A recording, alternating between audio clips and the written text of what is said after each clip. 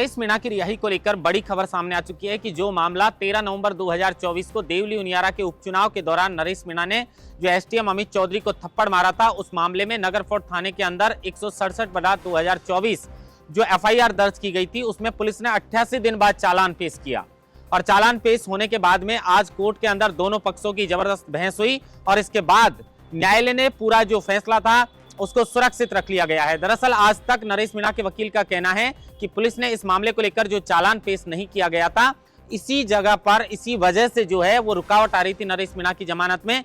लेकिन अब बड़ी राहत की बात है कि नरेश मीणा के इस मामले को लेकर पुलिस ने जो एफआईआर दर्ज की थी उसको लेकर 88 दिन बाद चालान पेश कर दिया है। और चालान पेश होने के बाद आज नरेश मीणा को लेकर कोर्ट के अंदर बहस चली और उसके बाद कोर्ट ने अपना फैसला सुरक्षित रख लिया गया है। एक एसडीएम अमित चौधरी को थप्पड़ मारने के बाद नरेश मीणा कितने पॉपुलर हो गए और नरेश मीणा की रिहाई के लिए क्या क्या हथकंडे नहीं अपनाए गए, इसी को लेकर आगामी 25 तारीख को विधानसभा के घेराव की भी तैयारी थी। लेकिन अब आज कोर्ट के अंदर फैसला हुआ है। फैसला क्या हुआ है, इसके फैसले को कोर्ट की ओर से सुरक्षित रखा गया है। कुछ दिनों में कोर्ट का यह फैसला सबके सामने आ जाएगा कि नरेश मीणा को क्या कोर्ट से जमानत मिलेगी, क्योंकि एसडीएम अमित चौधरी को नरेश मीणा ने थप्पड़ मारा था और उस थप्पड़ मारने के बाद में रात को जब नरेश मीणा को पुलिस पकड़ने के लिए गई थी तो नरेश मीणा को गाड़ी में बिठा भी लिया था, लेकिन उनके साथियों ने जबरन नरेश मीणा को छुड़वा लिया और उसके बाद वहां पर सरकारी वाहनों के साथ और गांव वालों के वाहनों के साथ जो है वो तोड़फोड़ हुई और उसके बाद आगजनी हो गई। इस मामले को लेकर 167/2024 एफआईआर जो है वो नगर फोर्ट थाने के अंदर दर्ज की गई थी। इसके साथ कई मुकदमे नरेश मीणा के ऊपर दर्ज किए गए थे और नरेश मीणा के जो साथी थे उन 61 साथियों को कोर्ट से जमानत मिल चुकी थी। लेकिन लगातार प्रयास किए जा रहे थे नरेश मीणा की जमानत को लेकर, लेकिन पुलिस ने चालान ही पेश नहीं किया था।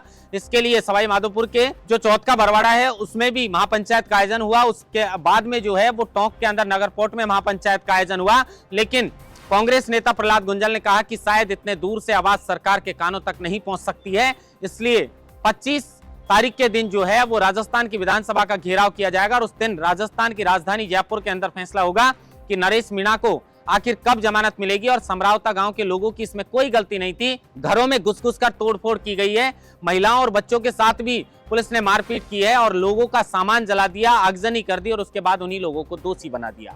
दोषी बाहर घूम रहे हैं और जो निर्दोष हैं उन्हें दोषी बनाया जा रहा है। इसी को लेकर 25 फरवरी के दिन राजस्थान विधानसभा का घेराव है और इसी मामले को लेकर कल राजेंद्र गुड़ाई है जो टोंक जेल में नरेश मीणा से मिलने के लिए गए, तो वो कहते हुए नजर आ रहे थे कि विश्वविद्यालय में छात्र राजनीति से जुड़े हैं, हमारे साथी रहे हैं, हमारे जूनियर हैं, मैं मिलने के लिए आया हूं। उन्होंने डीजी को फोन लगा दिया कि डीजी साहब 300 किलोमीटर दूर से मैं मिलने के लिए आया, नरेश मीणा से आप मिला नहीं रहे। नरेश मीणा क्या इतने बड़े आतंकी हैं कि आप मिलने नहीं दे रहे? ये सिर्फ एक जनप्रतिनिधि हैं।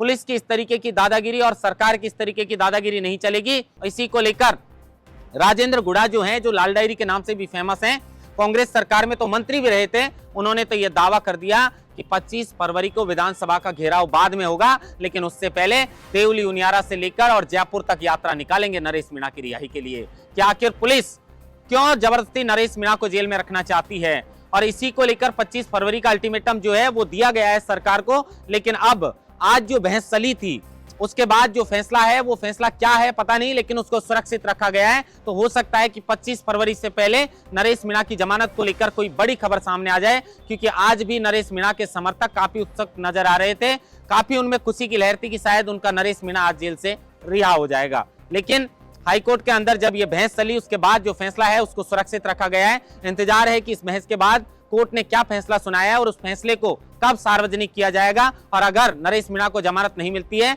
तो फिर 25 फरवरी से पहले राजेंद्र गुड़ा क्या करने वाले हैं और 25 फरवरी को विधानसभा घेराव के बाद क्या नरेश मीणा को जमानत मिलेगी या और लंबे समय तक भजनलाल सरकार नरेश मीणा को जेल के अंदर बंद रखेगी। महेंद्र बासोटा, लोकमत हिंदी, जयपुर।